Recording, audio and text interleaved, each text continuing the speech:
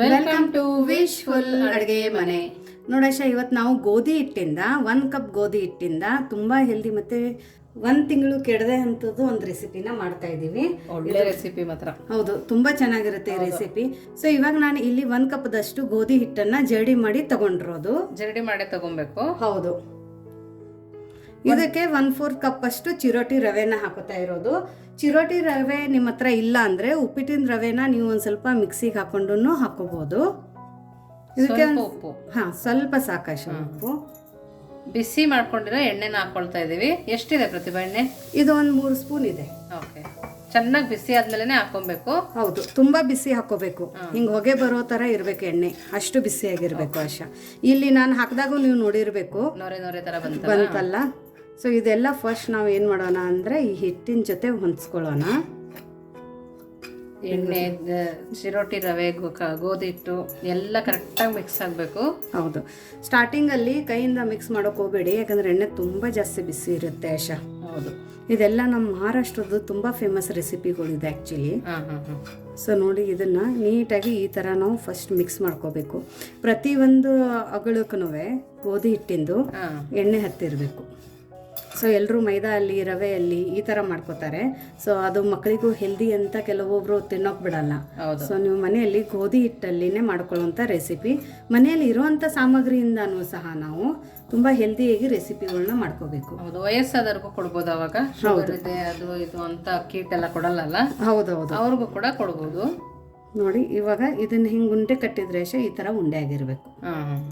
So ಈ ಥರ ನಮ್ಮದು ಹಿಟ್ಟನ್ನು ಮಿಕ್ಸ್ ಆಗೋಬೇಕು.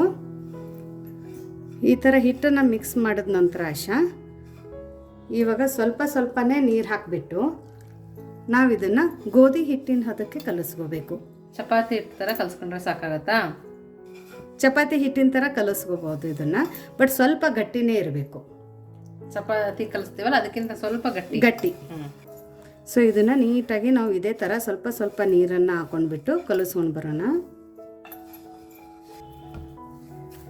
ನೋಡಿ, ಈ ತರ ಗಟ್ಟಿಯಾಗಿ ಕಲ್ಸ್ಕೊಂಡ್ಬರ್ಬೇಕು. ಇವಾಗ ಏನು ಮಾಡ್ಬೇಕಂದ್ರೆ ಇದಕ್ಕೆ 1 ಹನಿ ನೀರನ್ನು ನಾವು ಇದ್ರ ಮೇಲ್ಗಡೆ ಸಿಂಬಡಿಸ್ಬೇಕು.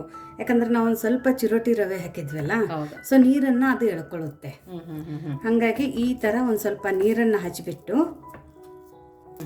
ಸೊ ನೋಡಿ ಈ ಥರ ನೀರು ಹಚ್ಚಿದ ನಂತರ ಇದನ್ನು ನಾವು ಒಂದು 5 ನಿಮಿಷ ನೆನೆಸಿಡೋಣ ಅಂತ. ಇದನ್ನ ನೆನೆಯೋ ತನಕ ಮುಂದೆ ಏನು ಮಾಡೋದು ಅಂತ ನೋಡೋಣ. ನೋಡಿ, ಇವಾಗ ಒಂದು ಸಣ್ಣ ಬೌಲ್ ತಗೊಂಡಿದೀವಲ್ಲ, ಆ ಬೌಲ್ಗೆ 3 ಸ್ಪೂನ್ ಆಗೋಷ್ಟು ಕಾರ್ನ್ಫ್ಲೋರ್ನ ಹಾಕ್ಕೊಳ್ತಾ ಇದ್ದೀವಿ. ನೋಡಿ, ಈ ಥರ 3 ಸ್ಪೂನ್ ಹಾಕಿದ್ಮೇಲೆ ನೋಡಿ ಒಂದು 4-5 ಸ್ಪೂನ್ ಎಣ್ಣೆನ ಸೇರಿಸ್ಕೊಳ್ತಾ ಇದ್ದೀನಿ. ಇಷ್ಟನ್ನು ಹಾಕಿ ನೀಟಾಗಿ ಬೀಟ್ ಮಾಡ್ಕೊಬೇಕು. ಒಂದು ಸ್ವಲ್ಪನೂ ಗಂಟಿರಬಾರ್ದು, ಆ ಥರ ನಾವು ಬೀಟ್ ಮಾಡ್ಕೊಬೇಕು. ನೋಡಿ, ನಾನು ಈ ಥರ ಬೀಟ್ ಮಾಡ್ಕೊಂಡು ಬಂದಿದ್ದೀನಿ. ನೋಡಿ, ಇಷ್ಟು ಗಟ್ಟಿಗೆ ಇರಬೇಕು. 1 ಗಂಟಿಲ್ಲ. ನೋಡಿ, ಈ ಥರ ಮಿಕ್ಸ್ ಮಾಡ್ಕೊಂಡು ಬರಬೇಕು. ನಾವೀಗ ಇದನ್ನು ಪಕ್ಕಕ್ಕೆ ಎತ್ತಿಟ್ಕೊಂಡು ಬೇರೆ ಏನು ಮಾಡೋದು ಅಂತ ನೋಡೋಣ. ನೋಡಿ, ಇಲ್ಲಿ ಒಂದು ಬೌಲಲ್ಲಿ ಇವಾಗ ಸಣ್ಣದಾಗಿ ಕಟ್ ಮಾಡ್ಕೊಂಡ್ರು ಅಂತ ಡ್ರೈ ಫ್ರೂಟ್ಸನ್ನು ತೊಗೊಂಡಿದ್ದೀನಿ ನಾನು. ಪಿಸ್ತಾ, ಬಾದಾಮ್, ಕಾಜು, ಗೋಡಂಬಿ ಅದೆಲ್ಲಾನು ಹಾಕೊಂಡಿರೋದು. ನಿಮ್ಗೆ ಯಾವ್ದು ಇಷ್ಟ ಆ ಡ್ರೈ ಫ್ರೂಟ್ಸನ್ನು ನೀವು ಸಣ್ಣದಾಗಿ ಈ ಥರ ಕಟ್ ಮಾಡ್ಕೊಳ್ಳಿ. ಇಲ್ಲ ಅಂದರೆ ಮಿಕ್ಸಿಯಲ್ಲಿ ಹಾಕ್ತೀನಿ ಅಂದರೆ ಆನ್ ಆಫ್ ಮಾಡಿಬಿಟ್ಟು ಈ ಥರ ಟೆಕ್ಸ್ಚರ್ಗೆ ಮಾಡ್ಕೊಳ್ಳಿ. ಎಣ್ಣೆ ಬಿಡದಿರೋ ಥರ ಈ ಥರ ಪೌಡರ್ ಮಾಡ್ಕೊಬೇಕು. ಹೌದು. ಇವಾಗ ಇದಕ್ಕೇನೆ ಒಣ ಕೊಬ್ಬರಿನ ತುರಿದು ಬಿಟ್ಟು ಹಾಕೋತಾ ಇರೋದು ಇದಕ್ಕೆ ಒಣ ಕೊಬ್ಬರಿನೇ ಹಾಕೋಬೇಕು. ನೀವು ಹಸಿದ್ ಹಾಕೊಂಡಿದ್ರೆ 2 ದಿವಸಕ್ಕೆ ಹೋಗ್ಬಿಡುತ್ತೆ, ಹಾಳಾಗ್ಬಿಡುತ್ತೆ. ಇದನ್ನಂದ್ರೆ ನೀವು ತಿಂಗಳಗಟ್ಲೆನೂ ತಿನ್ಕೋಬಹುದು. ನಾವೊಂದು ಸ್ವಲ್ಪ ಕೊಬ್ಬರಿನ ಜಾಸ್ತಿ ಹಾಕೋತಾ ಇದ್ದೀನಿ. ಇದರಿಂದ ತುಂಬಾ ಒಳ್ಳೆ ಟೇಸ್ಟ್ ಬರುತ್ತೆ.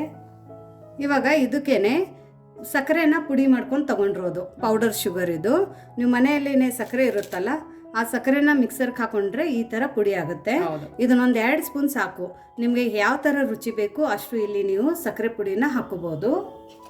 ಇದಕ್ಕೆ ಒಂದು ಸ್ವಲ್ಪ ಏಲಕ್ಕಿ ಪುಡಿನ ಹಾಕೊಳ್ಳೋಣ. ನಿಮ್ಗೆ ಬೇಕಂದ್ರೆ ಕಸಗಸೆನೂ ಹಾಕೋಬಹುದು. ಹೌದು, ಅದನ್ನ ಫ್ರೈ ಮಾಡಿ ಹಾಕೊಂಡ್ರೆ ಚೆನ್ನಾಗಿರುತ್ತೆ. ಹೌದು, ತುಂಬಾ ಚೆನ್ನಾಗಿರುತ್ತೆ. ಸೊ ಇದನ್ನ ಹಾಕೋಬಹುದಲ್ಲ, ಎಳ್ಳು ಹಾಕೋಬಹುದು. ಬಟ್ ಈ ಥರ ಬರೀ ಡ್ರೈ ಫ್ರೂಟ್ಸಲ್ಲಿನೂ ನಾವು ತುಂಬ ಹೆಲ್ದಿಯಾಗಿ ಒಂದು ರೆಸಿಪಿನ ಮಾಡ್ಕೋಬಹುದು. ಮಕ್ಕಳಿಗೆ ಇವನ್ ಮಧ್ಯದಲ್ಲಿ ತಿನ್ನೋಕೆ ಹಾಕ್ಕೊಡ್ಬೋದು. ಲಂಚ್ ಬಾಕ್ಸ್ ಕೂಡ ಸ್ನ್ಯಾಕ್ಸ್ ಥರ ಕೊಟ್ಟರು ಚೆನ್ನಾಗಿರುತ್ತೆ. ಹೌದು. ಸೊ ನೋಡಿ, ಇದು ನಮ್ಮದು ಸ್ಟಫಿಂಗ್ ರೆಡಿ ಆಗಿದೆ. ಇವಾಗ ನೆಕ್ಸ್ಟ್ ಏನು ಮಾಡೋದು ಅಂತ ನೋಡೋಣ. ಸೊ ನೋಡಿ 10 ನಿಮಿಷ ಆಗಿದೆ. ಇವಾಗ ಇದನ್ನು ಒಂದು ಸ್ವಲ್ಪ ಕೈಗೆ ಎಣ್ಣೆ ಹಚ್ಕೊಂಡ್ಬಿಟ್ಟು ನೀವು ಇದನ್ನು ಈ ಥರ ಒಂದು ಸರ್ತಿ ಮಿತ್ಕೊಳ್ಳೋಣ. ಇವಾಗ ನೋಡಿ ಚಿರೋಟಿ ರವೆ ಎಲ್ಲ ನೀಟಾಗಿ ಹೊಂದ್ಕೊಂಡಿದೆ ಗೋಧಿ ಹಿಟ್ಟಿನ ಜೊತೆ ಆಶಾ. ಹೌದು, ಚೆನ್ನಾಗಿ ನಾದ್ಕೋಬೇಕು. ಹೌದು.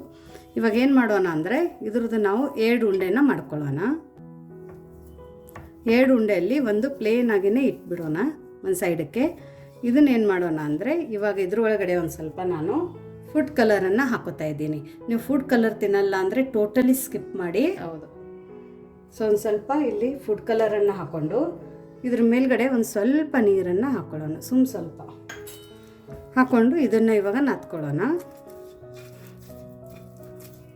ಸ್ವಲ್ಪ ಕಲರ್ಫುಲ್ಲಾಗಿ ಇರಲಿ ಅಂತ ಹಾಕ್ಕೊಂಡಿದ್ದೀನಿ. ವಿಡಿಯೋಕ್ಕೋಸ್ಕರ ಹಾಕೊಂಡಿದ್ದೀವಿ ನಾವು. ಹೌದು. ಮನೇಲಿ ತಿನ್ನಲ್ಲ ಅಂದರೆ ಇದನ್ನು ಸ್ಕಿಪ್ ಮಾಡಿ ಕೂಡ ಮಾಡ್ಕೋಬೋದು. ಹೌದು. ಅಂದರೆ ಕೆಲವೊಬ್ರು ಕೇಳ್ತಾರೆ ಹೆಂಗೆ ಕಲರ್ಫುಲ್ಲಾಗಿ ಮಾಡ್ತಾರೆ, ಹೋಟೆಲಲ್ಲಿ ಹೆಂಗೆ ಮಾಡ್ತಾರೆ, ಆ ಥರ ನಮ್ಮದು ಲೇಯರ್ಸ್ ಬರಲ್ಲ, ಹೆಂಗೆ ಮಾಡೋದು ಅಂತ. ಸೊ ಜಸ್ಟ್ ಇದು ನಾನು ನಿಮಗೆ ತೋರಿಸೋಕಂತ ಮಾಡಿದ್ದೀನಿ. ಬಟ್ ಇದು ಒಳ್ಳೆ ಫುಡ್ ಕಲರು. ತಗೊಂಡಿದ್ರು ನೀವು ಬ್ರ್ಯಾಂಡೆಡ್ ಬರುತ್ತೆ ಫುಡ್ ಕಲರಲ್ಲಿನೂ, ಅದನ್ನು ನೋಡಿಬಿಟ್ಟು ನೀವು ತಗೊಳ್ಳಿ. ಸೊ ನೋಡಿ ಇದನ್ನು ಸಹ ಇವಾಗ ನಮ್ಮದು ನೀಟಾಗಿ ಕಲರ್ ಆಗಿದೆ. ಇವಾಗ ಏನು ಮಾಡೋಣ ಅಂದರೆ ಫಸ್ಟ್ ನಾವು ಈ ಉಂಡೆನ ಲಟ್ಟಿಸ್ಕೊಳ್ಳೋಣ. ಇಲ್ಲಿ ಒಂದು ಸ್ವಲ್ಪ ಗೋಧಿ ಹಿಟ್ಟನ್ನು ಉದುರಿಸ್ಕೊಳ್ಳೋಣ. ಉದುರಿಸ್ಬಿಟ್ಟು ಇದನ್ನು ನಾವಿವಾಗ ಲಟ್ಸೋಣ. ಜಾಸ್ತಿ ಹಿಟ್ಟು ಹಾಕೋಬೇಡಿ, ಸ್ವಲ್ಪ ಕಡಿಮೆನೇ ಉದುರಿಸ್ಕೊಳ್ಳಿ. ಸೊ ಇದನ್ನು ಏನು ಮಾಡೋದಂದ್ರೆ ಆಶಾ, ತಿಳುವಾಗಿ ನಾವು ಚಪಾತಿನ ಏನು ಲಟ್ಟಿಸ್ತೀವಲ್ಲ ಆ ಥರ ಲಟ್ಟಿಸ್ಕೊಂಡು ಬರಬೇಕು. ಇದನ್ನ ನೋಡಿ ಈ ಥರ ಚಪಾತಿ ಥರ ಲಟ್ಟಿಸ್ಕೊಂಡು ಬಂದಿರೋದು. ಇದ್ರ ಲೇಯರು ತೋರಿಸ್ತೀನಿ ನೋಡಿ. ನೀವು ನಾರ್ಮಲಾಗಿ ಹೆಂಗೆ ಚಪಾತಿ ಲಟ್ಟಿಸ್ತೀರಾ ಅದೇ ಥರ ಇರಬೇಕು. ಸೊ ಇದೇ ಥರ ನಾನು ಇಲ್ಲಿ ಕಲರ್ ಹಾಕೊಂಡ್ವಲ್ಲ ಅದನ್ನು ಕೂಡ ಲಟ್ಟಿಸ್ಕೊಂಡು ಬಂದಿದ್ದೀವಿ. ಹೌದು, ಈ ಥರ ಲಟ್ಟಿಸ್ಕೊಂಡು ಬಂದಿರೋದು. ಸೊ ಇವಾಗ ಏನು ಮಾಡೋಣ ಅಂದರೆ ಫಸ್ಟ್ ಇದನ್ನು ಇವಾಗ ಪಕ್ಕಕ್ಕೆ ಇಡೋಣ. ಇದ್ರ ಮೇಲ್ಗಡೆ ನಾವೇನು ಇದನ್ನು ಮಾಡ್ಕೊಂಡಿದ್ವಲ್ಲ ಆಶಾ, ಬ್ಯಾಟರ್ ಪೇಸ್ಟು, ಸೊ ಅದನ್ನು ಇದ್ರ ಮೇಲ್ಗಡೆ ಈ ಥರ ಒರೆಸ್ಕೊಳ್ಳೋಣ. ನೀಟಾಗಿ ಒರೆಸ್ಕೊಳ್ಳಿ. ಈ ಥರ ಎಲ್ಲ ಕಡೆ ಒರೆಸ್ಕೋಬೇಕು. ಇವಾಗ ಇದ್ರ ಮೇಲ್ಗಡೆ ಒಂದು ಸ್ವಲ್ಪ ಗೋಧಿ ಹಿಟ್ಟನ್ನು ಉದುರಿಸ್ಕೊಳ್ಳೋಣ. ಗೋಧಿ ಹಿಟ್ಟು ಉದುರಿಸೋದ್ರಿಂದ ಏನು ಪ್ರತಿಭಾ? ನೀಟಾಗಿ ಲೇಯರ್ ಆಗಿ ಮತ್ತೆ ಕ್ರಿಸ್ಪಿಯಾಗಿ ಬರುತ್ತೆ. ಇವಾಗ ಇಷ್ಟೆಲ್ಲ ಆದ ನಂತರ ನಾವೇನು ಇದನ್ನ ಕಲರ್ದು ಮಾಡ್ಕೊಂಡಿದ್ವಲ್ಲ ಆಶಾ, ಇದನ್ನ ಈ ಥರ ಇಟ್ಕೊಳ್ಳೋಣ. ಸಮವಾಗಿ ಹಾಕೊಳ್ಳೋಣ. ನೋಡಿ ಈ ಥರ ಹಾಕೋಬೇಕು. ಹಾಕೊಂಡು ಒಂದು ಸ್ವಲ್ಪ ಪ್ರೆಸ್ ಮಾಡಿ ಕೈಯಿಂದ. ಇವಾಗ ಇದ್ರ ಮೇಲ್ಗಡೆ ಮತ್ತೆ ಕಾರ್ನ್ಫ್ಲವರದ್ದು ಪೇಸ್ಟನ್ನು ಹಚ್ಕೊಳ್ಳೋಣ. ಉಳಿದಿರೋದೆಲ್ಲ ಹಾಕೊಂಡ್ಬಿಡಿ. ಹೌದು. ನೀವು ಇದೇ ಥರ ಬೇಕಂದ್ರೆ 5-6 ಲೇಯರಿಂದನೂ ಮಾಡ್ಕೋಬಹುದು. ಅವಾಗ ಜಾಸ್ತಿ ಲೇಯರ್ಸ್ ಬರುತ್ತೆ, ಇನ್ನೂ ಚೆನ್ನಾಗಿರುತ್ತೆ. ಪ್ಲೇನಲ್ಲಿ ಬೇಕಂದ್ರೂ ನೀವು ಕಲರ್ ಹಾಕಿಲ್ಲ ಅಂದ್ರೂ ಪ್ಲೇನನ್ನು ಸಹ ಇದೇ ಥರ ಒರೆಸ್ಕೊಂಡು ಇದೇ ಥರ ಲೇಯರ್ಸನ್ನು ಇಟ್ಕೊಂಡು ಮಾಡ್ಕೋಬಹುದು. ಇದು ಒಂದೇ ಸರ್ತಿಗೆ ನೀವು 5-6 ಲೇಯರಿಂದನೂ ಮಾಡ್ಕೋಬಹುದು. ಇನ್ನೂ ತುಂಬ ಚೆನ್ನಾಗಿ ಲೇಯರ್ಸ್ ಬರುತ್ತೆ ಅವಾಗ. ಇವತ್ತು ಬರೀ ನಾವು ಇದು 2 ಲೇಯರ್ದು ಮಾಡ್ತಾ ಇದ್ದೀವಿ ನೋಡಿ. ಇದನ್ನು ಸಹ ಈ ಥರ ಒರೆಸ್ಕೊಂಡು ಬಂದಿರೋದು. ಇದ್ರ ಮೇಲ್ಗಡೆ ಸಹ ನಾವು ಗೋಧಿ ಹಿಟ್ಟನ್ನು ಉದುರಿಸ್ಕೊಳ್ಳೋಣ. ಜಾಸ್ತಿನೂ ಉದುರಿಸ್ಬೇಡಿ, ಜಸ್ಟ್ ಸ್ಪ್ರಿಂಕಲ್ ಮಾಡಿ. ಇವಾಗ ಇಷ್ಟೆಲ್ಲ ಆದ ನಂತರ ಆಶಾ ಇದನ್ನು ನಾವು ರೋಲ್ ಮಾಡ್ಕೋಬೇಕು ಈ ಥರ.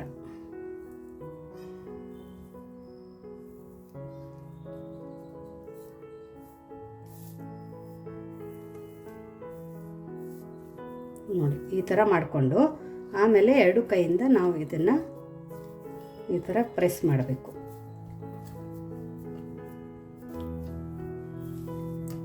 ಸೊ ನೋಡಿ ಇದನ್ನು ಈ ಥರ ರೋಲನ್ನು ಮಾಡ್ಕೊಳ್ಳೋಣ. ಇಷ್ಟು ರೋಲ್ ಮಾಡಿದ ನಂತರ ಆಶಾ ಇವಾಗ ನಾವು ಇದನ್ನು ಕಟ್ ಮಾಡ್ಕೊಳ್ಳೋಣ. ಸ್ವಲ್ಪ ಒಂದು 3 ಬೆರಳನ್ನ ಹಿಂಗೆ ಇಟ್ಬಿಟ್ಟು ಈಕ್ವಲ್ ಸೈಜಲ್ಲಿನೂ ನಾವು ಇದನ್ನು ಕಟ್ ಮಾಡ್ಕೋಬೋದು. ಕೇರ್ಫುಲ್ಲಾಗಿ ಕಟ್ ಮಾಡ್ಕೊಳ್ಳಿ. ಇದು ಪಿಜ್ಜಾ ಕಟ್ರ್ ತುಂಬ ಶಾರ್ಪ್ ಇರುತ್ತೆ, ಇಲ್ಲಾಂದರೆ ಚಾಕುವಿಂದ ಕಟ್ ಮಾಡ್ಕೊಳ್ಳಿ. ಸೊ ಮನೆಯಲ್ಲಿ ಅಡುಗೆ ಮಾಡೋರಿಗೆ ಯಾವುದೇ ಮೇಜರ್ಮೆಂಟ್ಸ್ ಬೇಕಾಗಿಲ್ಲ. ಈ ಥರನೂ ನಾವು ಒಂದು ಪರ್ಫೆಕ್ಟಾಗಿ ರೆಸಿಪಿನ ಮಾಡ್ಕೋಬೋದು. ಹೊಸ್ದಾಗಿ ಕಲಿಯೋರಿಗೆ ಅಳತೆ ಪ್ರಕಾರ ಮಾಡಿದ್ರೆ ಚೆನ್ನಾಗಿ ಬರುತ್ತೆ. ಹೌದು. ಸೊ ನೋಡಿ ಎಷ್ಟು ಚೆನ್ನಾಗಿ ಲೇಯರ್ಸ್ ಬಂದಿದೆ. ಇದು ಒಳಗಡೆನೂ ಕಲರ್ ನೋಡೋ ಅಷ್ಟೇ ಲೈಟ್ ಕಲರು, ತುಂಬ ಚೆನ್ನಾಗಿ ಕಾಣ್ತಾ ಇದೆ. ಸೊ ಇವಾಗ ಇದನ್ನು ಏನು ಮಾಡೋಣ ಅಂದರೆ ಈ ಥರ ಇಟ್ಬಿಟ್ಟು ಈ ಥರ ನಾವು ಪ್ರೆಸ್ ಮಾಡಬೇಕು. ಎಲ್ಲದನ್ನು ಅದೇ ಥರ ಮಾಡಬೇಕು. ನೋಡು, ಗೋಧಿ ಹಿಟ್ಟಲ್ಲಿ ಟೇಸ್ಟ್ ತುಂಬ ಚೆನ್ನಾಗಿರುತ್ತೆ, ತುಂಬ ರುಚಿ ಕೊಡುತ್ತೆ. ಹೌದು, ಹೆಲ್ದಿ ಕೂಡ. ಈ ಥರ ಅಟ್ರಾಕ್ಟಿವ್ ಆಗಿ ಮಕ್ಳಿಗೆ ಮಾಡಿಕೊಟ್ರಂತೂ ಖುಷಿಯಿಂದ ತಿಂತಾರೆ. ಸೊ ಇವಾಗ ಏನು ಮಾಡೋಣ ಅಂದರೆ ಆಶಾ ಇದನ್ನು ನಾವು ಲಟ್ಟಿಸ್ಬೇಕು. ಹಾಂ ಹಾಂ. ಸೊ ಇದನ್ನು ಇವಾಗ ನಾವು ಈ ಥರ ಲಟ್ಟಿಸ್ಕೊಳ್ಳೋಣ. ಈ ಥರ ನೋಡಿ ಲೇಯರ್ಸ್ ಎಲ್ಲ ಎಷ್ಟು ಚೆನ್ನಾಗಿ ಕಾಣಿಸ್ತಾ ಇದೆ. ಈ ಥರ ಲಟ್ಟಿಸ್ಬಿಟ್ಟು ಇವಾಗ ನಾವು ಏನು ಸ್ಟಫಿಂಗನ್ನು ಮಾಡ್ಕೊಂಡಿದ್ವಲ್ಲ ಆಶಾ, ಆ ಸ್ಟಫಿಂಗನ್ನು ಈ ಥರ ಹಾಕೊಳ್ಳೋಣ. ತುಂಬ ಹೆಲ್ದಿ, ಓನ್ಲಿ ಡ್ರೈ ಫ್ರೂಟ್ಸ್ ಅಷ್ಟೇ ಇದೆ. ಇವಾಗ ಇದನ್ನು ನಾವು ನೀಟಾಗಿ ಈ ಥರ ಟರ್ನ್ ಮಾಡ್ಕೊಳ್ಳೋಣ. ಟರ್ನ್ ಮಾಡಿಕೊಂಡು ಜಸ್ಟ್ ಲೈಟಾಗಿ ಪ್ರೆಸ್ ಮಾಡ್ಕೊಳ್ಳೋಣ. ಇದಕ್ಕೇನು ಹಾಲು ನೀರು ಏನೂ ಹಚ್ಚೋದು ಬೇಕಾಗಿಲ್ಲ. ಸೊ ನೋಡಿ ಇದನ್ನು ಈ ಥರ ಕ್ಲೋಸ್ ಮಾಡಿಕೊಂಡು ಇಲ್ಲಿ ನಾನು ಪಿಜ್ಜಾ ಕಟ್ಟರಿಂದ ಇದನ್ನು ಕಟ್ ಮಾಡ್ಕೊತಾ ಇದ್ದೀನಿ. ಸೈಡ್ಸನ್ನು ತಕ್ಕೊತಾ ಇದೀವಿ ಅಷ್ಟೇ. ಹೌದು, ಯಾಕಂದರೆ ಒಳಗಡೆ ಏನು ಸ್ಟಫಿಂಗ್ ಇದೆ ಅಲ್ಲ, ಅದು ಒಂದು ಸ್ವಲ್ಪ ನೀವು ಈ ಥರ ಸ್ಪ್ರೆಡ್ ಮಾಡ್ಕೊಳ್ಳಿ, ಒಳಗಡೆ ಎಲ್ಲ ಕಡೆ ಹೋಗ್ಬಿಡುತ್ತೆ. ಎಷ್ಟು ಚೆನ್ನಾಗಿ ಕಾಣಿಸ್ತಾ ಇದೆ ನೋಡಿ, ತುಂಬಾ ಚೆನ್ನಾಗಿ ಕಾಣಿಸ್ತಾ ಇದೆ. ಇದೇ ಥರ ನಾವು ಎಲ್ಲದನ್ನು ಮಾಡ್ಕೊಂಡು ಬರೋಣ. ನೋಡಿ ಇವಾಗ ಬಾಣಲಿ ತಗೊಂಡಿದ್ದೀವಿ, ಎಣ್ಣೆನ ಕಾಯಕ್ಕೆ ಇಟ್ಕೊಂಡಿದ್ವಿ. ನೋಡಿ ಎಣ್ಣೆನೂ ಕೂಡ ಚೆನ್ನಾಗಿ ಕಾದಿದೆ. ಹೈ ಫ್ಲೇಮಲ್ಲಿ ಎಣ್ಣೆನ ಕಾಯಿಸ್ಬಿಟ್ಟು ಇವಾಗ ನಾವು ಮಾಡ್ಕೊಂಡಿದ್ದೀವಲ್ಲ ಆಶಾ, ಕಲರ್ಫುಲ್ ಗೋಧಿ ಹಿಟ್ಟಿನ ಕರ್ಚಿಕಾಯಿನ ಹಾಕೊಳ್ಳೋಣ. ಎಷ್ಟು ಚೆನ್ನಾಗಿದೆ. ಎಣ್ಣೆ ಕಾಯ್ದ ನಂತರ ಎಣ್ಣೆನ ನೀವು ಲೋ ಅಲ್ಲಿ ಇಟ್ಕೋಬೇಕು. ಓಕೆ, ಫ್ಲೇಮನ್ನು ಲೋ ಅಲ್ಲಿ ಇಟ್ಕೊಳ್ಳಿ. ಒಂದು ಸರ್ತಿಗೆ 2-3 ಅಷ್ಟೇ ಹಾಕೊಳ್ಳಿ. ನೀಟಾಗಿ ಅದು ಮುಳುಗಿರಬೇಕು ಎಣ್ಣೆಯಲ್ಲಿ ಮುಳುಗಬೇಕು. ಇವಾಗ ಫ್ಲೇಮನ್ನು ಒಂದು ಸ್ವಲ್ಪ ಮೀಡಿಯಮಲ್ಲಿ ಇಟ್ಕೊಳ್ಳೋಣ ಆಶಾ. ತುಂಬ ಲೋ ಟು ಮೀಡಿಯಮಲ್ಲಿ ಇಟ್ಕೊಳ್ಳಿ, ಯಾಕಂದರೆ ಇದು ಗೋಧಿ ಹಿಟ್ಟಲ್ಲ, ಬೇಗ ಬೈದು ಬಿಡುತ್ತೆ. ಅದನ್ನು ನಿಧಾನಕ್ಕೆ ಟರ್ನ್ ಮಾಡ್ಕೊಳ್ಳೋಣ. ಯಾವಾಗಲೂ ಚಿರೋಟಿ ರವೆದು ಮೈದಾದು ಮಾಡ್ಕೊಂಡು ತಿನ್ನೋದಕ್ಕಿಂತ ಈ ಥರ ಲೇಯರ್ ಆಗಿ ತುಂಬ ಚೆನ್ನಾಗಿರುತ್ತೆ. ಹೌದು ನೋಡಿ, ಇಲ್ಲೇ ಲೇಯರ್ಗಳು ಗೊತ್ತಾಗ್ತಾ ಇದೆ ನೋಡು, ನೋಡಿ ಬಿಟ್ಕೋತಾ ಇದೆ. ಹೌದು, ಅಷ್ಟು ಲೇಯರ್ ಬಿಟ್ರು ಒಳಗಡೆ ಸ್ಟಫಿಂಗ್ ಆಚೆ ಬರಲ್ಲ. ಹೌದು, ಬರಲ್ಲ. ಅದಕ್ಕೆ ನಾನು ತೋರಿಸಿದ್ದೀನಲ್ಲ ಆ ಥರ ನೀವು ಲಟ್ಟಿಸ್ಕೊಳ್ಳಿ. ತುಂಬ ತಿಳುವಾಗಿ ಲಟ್ಟಿಸ್ಬೇಡಿ, ಇಲ್ಲಾಂದ್ರೆ ಅಲ್ಲೇ ಲೇಯರ್ಸ್ಗಳು ಬರೋಕ್ಕೆ ಸ್ಟಾರ್ಟ್ ಆಗಿಬಿಡುತ್ತೆ. ವಿಡಿಯೋನ ಎಂಡರ್ಗ ನೋಡಿ, ಆವಾಗ ಈ ರೆಸಿಪಿ ಕೂಡ ಫೇಲ್ ಆಗಲ್ಲ. ಸ್ವಲ್ಪ ತಿರುಗಿಸ್ತಾನೆ ಇರಿ, ಇಲ್ಲಾಂದ್ರೆ ಏನಾಗುತ್ತೆ ಗೋಧಿ ಇಟ್ಟಿರೋದ್ರಿಂದ ಆಶಾ ಬೇಗ ಸಿಹಿದೋಗುತ್ತೆ. ನೋಡು, ಲೈಟಾಗಿ ಕಲರ್ ಹಾಕಿದ್ವಲ್ಲ, ಇಷ್ಟೇ ಎಷ್ಟು ಡಿಫ್ರೆನ್ಸ್ ಅನ್ನಿಸ್ತಾ ಇದೆ. ನೋಡೋಕೆ ಚೆನ್ನಾಗಿರಲಿ ಅಂತ ಹಾಕಿರೋದು. ನೀವು ಫುಡ್ ಕಲರ್ ಯೂಸ್ ಮಾಡಲ್ಲ ಅಂದರೆ ಬೀಟ್ರೂಟ್ ರಸನ ನೀವು ಹಾಕೊಂಡ್ಬಿಟ್ಟು ಇಲ್ಲಿ ಗೋಧಿ ಹಿಟ್ಟನ್ನು ಕಲಿಸ್ಕೋಬೋದು. ಸೊ ನೋಡಿ, ಇವಾಗ ಫ್ಲೇಮನ್ನು ಲೋಲ್ ಮಾಡ್ಕೊಳ್ಳೋಣ. ಮಾಡ್ಕೊಂಡ್ಬಿಟ್ಟು ಆಶಾ, ಇದು ಇವಾಗ ಚೆನ್ನಾಗಿ ಫ್ರೈ ಆಗಿದೆ. ಇದನ್ನು ಇವಾಗ ತಕ್ಕೊಳ್ಳೋಣ. ಸೊ ನೋಡಿ, ಇದನ್ನು ಈ ಥರ ಫ್ರೈ ಮಾಡ್ಕೊಂಡಿರೋದು. ಲೇಯರ್ಸ್ ಸಹ ಇಲ್ಲೇ ನೀವು ಕಾಣಿಸ್ತಾ ಇರಬೇಕು ನೋಡಿ. ಸೊ ನೋಡಿ, ಇವಾಗ ಫ್ಲೇಮನ್ನು ಅದನ್ನು ತಕ್ಕೊಂಡ ನಂತರ ಆಶಾ ಲೋ ಅಲ್ಲಿನೇ ಇಟ್ಕೊಂಡು ಮಿಕ್ಕಿರೋದೆಲ್ಲ ಕರ್ಚಿಕಾಯಿನ ನಾವು ಇದೇ ಥರ ಹಾಕ್ಕೊಂಡು ಕರ್ಕೊಳ್ಳೋಣ. ಇದನ್ನೂ ಒಂದು ಸ್ವಲ್ಪ ರೆಡಿಶ್ ಬ್ರೌನ್ ಆಗೋ ತನಕ ಕರ್ಕೊಂಡು ಬರೋಣ, ಲೋ ಟು ಮೀಡಿಯಮ್ ಫ್ಲೇಮಲ್ಲಿ. ಸೊ ನೋಡಿ, ಇದನ್ನು ಚೆನ್ನಾಗಿ ಕೆಂಪಾಗಿದೆ. ಇದನ್ನು ಸಹ ನಾವು ತಕ್ಕೊಳ್ಳೋಣ. ನೋಡಿ, ಕಲರ್ ಕೂಡ ಕರೆಕ್ಟಾಗಿ ಬಂದಿದೆ. ನೋಡಿ, ನಮ್ಮದು ಬಿಸಿ ಬಿಸಿ ಗೋಧಿ ಹಿಟ್ಟಿಂದು ಕರ್ಚಿಕಾಯಿ ರೆಡಿಯಾಗಿದೆ. ಮತ್ತು ಇದು ಕರ್ಚಿಕಾಯಿ ನೀವು ತಿಂಗಳಾನುಗಟ್ಟಲೆ ಇಟ್ಟಿದ್ರೂ ಇಷ್ಟೇ ಕ್ರಿಸ್ಪಿಯಾಗಿ ಇಷ್ಟೇ ಚೆನ್ನಾಗಿರುತ್ತೆ. ನೀವು ಹೊರಗಡೆ ಸಮೋಸ ಎಲ್ಲ ತಿಂತಿರಲ್ಲ, ಅದ್ರಕ್ಕಿಂತನೂ ಕ್ರಿಸ್ಪಿ ಇದೆ ಮೇಲ್ಗಡೆ ಲೇಯರು. ಸೊ ನೋಡಿ, ಇಲ್ಲಿ ಗೊತ್ತಾಗುತ್ತೆ ನೋಡಿ. ಹೌದು, ಇಲ್ಲಿ ನೋಡಿ ಲೇಯರ್ಸ್ ಫಸ್ಟ್ ಎಷ್ಟು ಚೆನ್ನಾಗಿ ಬಂದಿದೆ ಅಂತ. ಮೇಲ್ಗಡೆ ಲೇಯರ್ಸ್ ನೋಡು, ಈ ಲೇಯರ್ಸು ಇದು ಅಷ್ಟೇ ಅಲ್ಲ, ಎಲ್ಲ ಕರ್ಚಿಕಾಯಿದ್ನೂ ಅದೇ ಥರ ಬಂದಿದ್ದಾವೆ ನೋಡು, ತುಂಬ ಚೆನ್ನಾಗಿ ಬಂದಿದ್ದಾವೆ. ಕಲರ್ ಸಹ ಅಷ್ಟೇ ಚೆನ್ನಾಗಿ ಬಂದಿದ್ದಾವೆ. ಸೊ ಇದನ್ನು ಇವಾಗ ಓಪನ್ ಮಾಡಿ ನೋಡೋಣ ಆಶಾ. ನೋಡಿ, ಸೌಂಡ್ ಕೂಡ ನೋಡಿ, ಒಳಗಡೆ ಎಷ್ಟು ಚೆನ್ನಾಗಿ ಉಂಗೈತೆ ನೋಡಿ ಆಶಾ. ಸ್ಟೀಮ್ ಆಗಿದೆ ಒಳಗಡೆ ಎಲ್ಲ, ಕೊಬ್ಬರಿ ಅದು ಡ್ರೈ ಫ್ರೂಟ್ಸು ಎಲ್ಲನೂ. ಇದು ಲೇಯರ್ಸ್ ನೋಡಿ, ಇಲ್ಲಿ ಫಸ್ಟ್ ಎಷ್ಟು ಚೆನ್ನಾಗಿ ಪಪ್ಪು ಎಲ್ಲ ತಿಂತಿರಲ್ಲಿ. ಪಫ್ ತಿಂತೀವಲ್ಲ ಅದೇ ಥರ ಇದೆ, ತುಂಬ ಚೆನ್ನಾಗಿದೆ. ಕೈಯಲ್ಲಿನೂ ಅಷ್ಟೇ ಕ್ರಿಸ್ಪಿ ಇದೆ, ಏನೇನೂ ಜಾಸ್ತಿ ಎಳ್ಕೊಂಡಿಲ್ಲ. ಸೊ ನೋಡಿ ಆಶಾ, ತಿಂದು ಎಷ್ಟು ಚೆನ್ನಾಗಿ ಬಂದಿದೆ ನೋಡು. ತುಂಬ ಚೆನ್ನಾಗಿದೆ. ಆ ಕ್ರಿಸ್ಪಿ ಚೆನ್ನಾಗಿದೆ, ಒಳಗಡೆ ಒಂಥರ ಸಾಫ್ಟಾಗಿ ಸಕ್ಕದಾಗಿದೆ. ಈ ಬೇಕ್ರಿ ಸ್ವೀಟ್ಸ್ ತಿಂತೀವಲ್ಲ ಪ್ರತಿಭಾ, ಆ ಥರ ಇದೆ, ತುಂಬ ಚೆನ್ನಾಗಿದೆ.